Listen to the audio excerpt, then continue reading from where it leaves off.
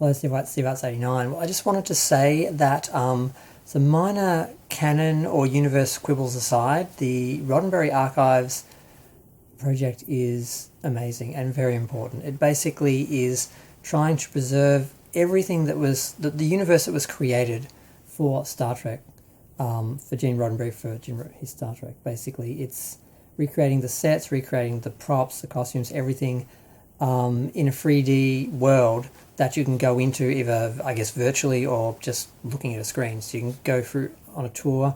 They've done every level of the Enterprise A. Why they didn't start with the original Enterprise, I don't know, but I'm guessing they'll do that next. And you'll be able to go onto each ship and look at every deck, every room, and visit it like a set. And it will be amazing. Now, I hope that they make this available everywhere, because I think I'm a bit afraid they want to keep this as just a 3D virtual reality experience for people to actually go to a particular museum or whatever. I hope they make this available online to everyone to view, because not everyone can go to America and go to whatever museum they're affiliated with or end up affiliated with. So I have a few concerns because I don't want to miss out on this.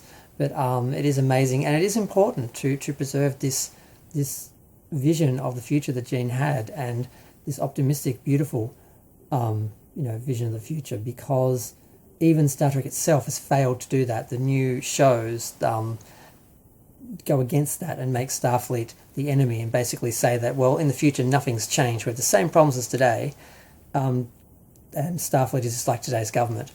And we're all victims, and we're just all trying to be optimistic in the face of, all this injustice and victimization. I'm like, that's not what Star Trek was. That's not what the future Gene envisioned was and gave us, that we enjoyed for, 40 years before the show shut down. And then they came back with the Kelvin verse and then the Disco verse, which is an offshoot of, oh God, I don't want to get into all that. But, and including that in the Roddenberry Archives is a bit weird, but they also include the Phase 2 era Enterprise and the Planet of the Titans Enterprise, and they all put them in the prime timeline like they're all in universe and they all existed, when those two didn't. Phase 2 and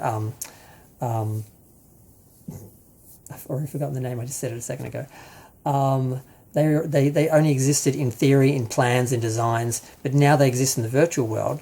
But they didn't exist in canon world. So I can almost understand why they're including like Discovery's Pike era Enterprise and Strange New Worlds Enterprise, because they're as valid as the Planet of the Titans and the Phase 2 Enterprises that were never made and were never in series and were never canon. But it'd be nice if they had a separate Disco verse to go with the Kelvin verse and the Mirror Universe and so forth, or put it in the other. They had like a weird sort of section for like things that didn't quite fit into any. They were just like alternative universes. They should have just put them in there.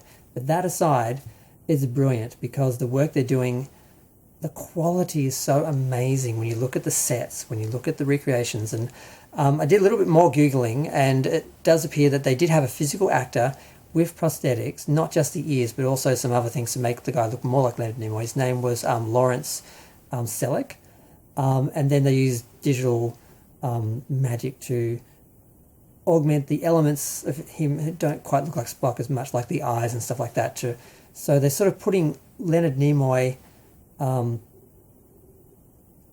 digital prosthetics and physical Spock prosthetics on this actor to create this performance that looks exactly like real life Spock now.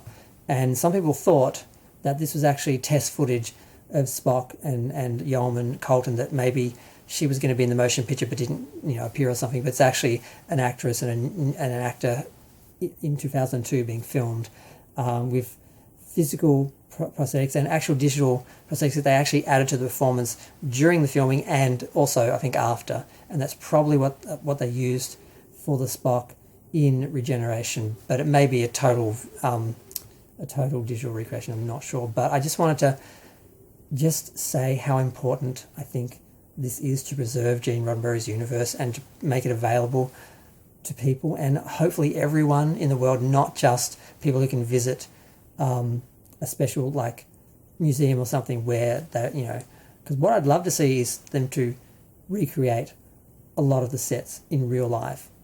at least all the bridges, so you can actually physically visit them, not just in 3D.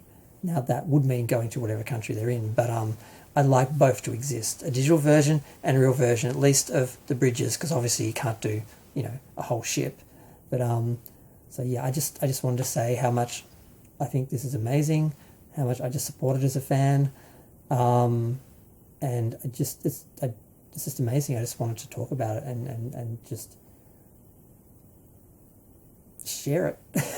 So if you haven't look at the website. And yeah, let's just sit back and watch what they produce. It's going to be amazing. Oh, well, I'm going to go. Feel free to share, like, comment, subscribe. Let me know what you think of the Roddenberry archives. Bye.